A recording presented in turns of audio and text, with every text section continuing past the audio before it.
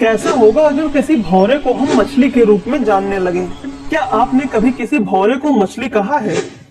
ज्यादातर लोगों ने ना ही कहा होगा, लेकिन एक ऐसी जगह है जहां भौरों को मछली माना जाता है।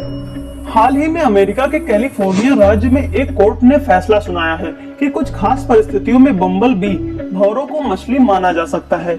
इस फैसले का संबंध कैलिफोर्निया में लुप्त हो रहे जीवों से जुड़े कानून से है। इस कानून के तहत चिड़िया, स्तनधारी जीव, मछली, उभयचर जीव, रेंगने वाले जीव और पौधों का किसी मूल प्रजाति की उप प्रजाति को संरक्षण दिया जाता है।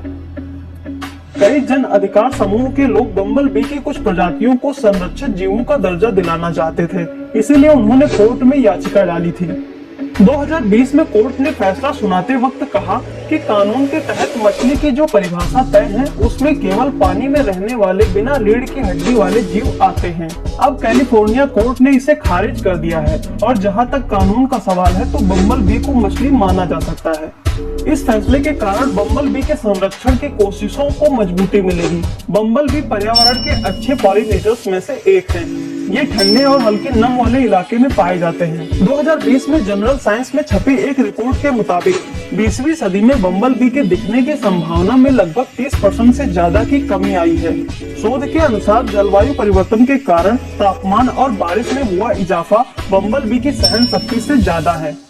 इससे उनके विलुप्त होने का खतरा उत्पन्न हो गया है। इनकी घटती संख्या के कारण जैव विविधता में कमी आ सकती है, खाद्य आपूर्ति प्रभावित हो सकती है। खीरा, टमाटर, ब्लूबेरी, तरबूज समेत जो पौधे और फसलें पॉलिनेशन के लिए बम्बल बी पर निर्भर हैं, उनकी पैदावार पर गंभीर असर पड़ेगा।